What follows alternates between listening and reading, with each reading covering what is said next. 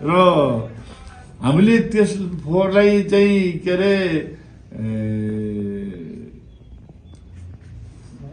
त्यसलाई चाहिँ अलिकति उ गर्नको लागि हामीलाई कि जग्गा चाहिने भएको हुनाले हामीले होइन त्यो चाहिँ शङ्करजीले सबै भनिसक्नुभयो कि हामीले चाहिँ के अरे त्यो चाहिँ के अरे जग्गा लिएर हामीले 293 बिघा जग्गा हामीले सरकारमा बनाइदियौँ तर 10 बिघा जमिन ल्याऊ हामी त्यहाँ चाहिँ के अरे यो फोहोर व्यवस्थापन गर्छौँ भनेर हामीले धेरैपल्ट चाहिँ हामी चाहिँ मन्त्रालयमा विभागमा धायौँ तर त्यो चाहिँ हामीले चाहिँ पाउन सकेनौँ। त्यो पाइसकेको बावजुद अहिलेसम्म हाम्रो त्यहाँ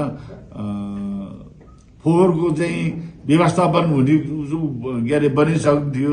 त्यहाँ 2-3 पल्ट त हाम्रो त्यहाँ के अरे आएर नगरपालिकामा आएर त्यो के अरे एकजना चाहिँ के भन्ने यस्तै प्रस्तुतिकरण गर्ने मान्छे थिए उसले चाहिँ त्यो हामीलाई देखायो कि मैले चाहिँ त्यो जग्गा पाएँ भने उहरू पनि यस्तो किसिमको मैले बनाउँछु भनेर त्यहाँ छुट्टै चाहिँ मल कारखाना छुट्टै चाहिँ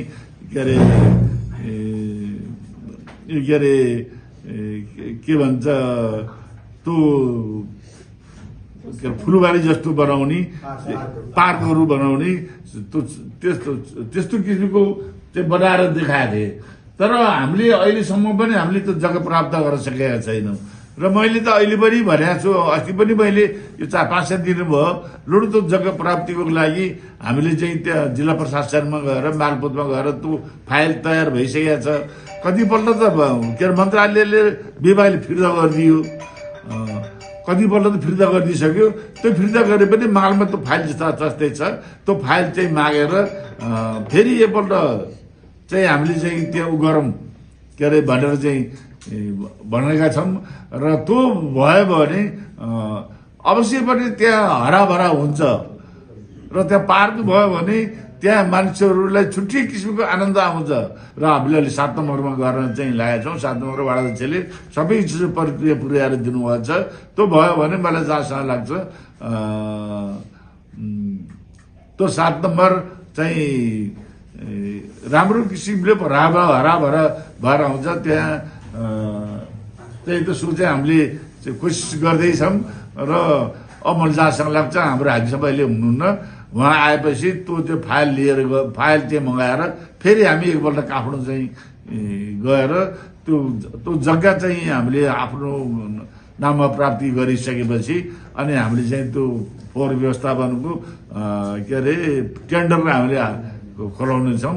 र त्यो टेन्डर खुलाएपछि अनि बल्ल जहाँसम्म लाग्छ त्यो फोहोर व्यवस्थापन हामी कसैले पनि के अरे व्यवस्था भइसकेपछि हामी कसैले पनि बाहिर चाहिँ के अरे त्यो फोहोर हामीले देख्न पाउने छैनौँ। तर त्यस्तै भन्दै पनि अब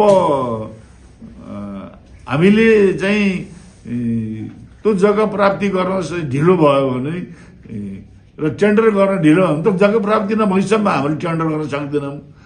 जग्गा प्राप्ति भइसकेपछि टेन्डर गरियो भने मलाई जहाँसँग लाग्छ त्यो फोहोर चाहिँ अवश्य पनि समस्या समाधान भएर जान्छ भन्दै मैले आफ्नो दुई शब्द यही अन्त्य गर्छु। धन्यवाद।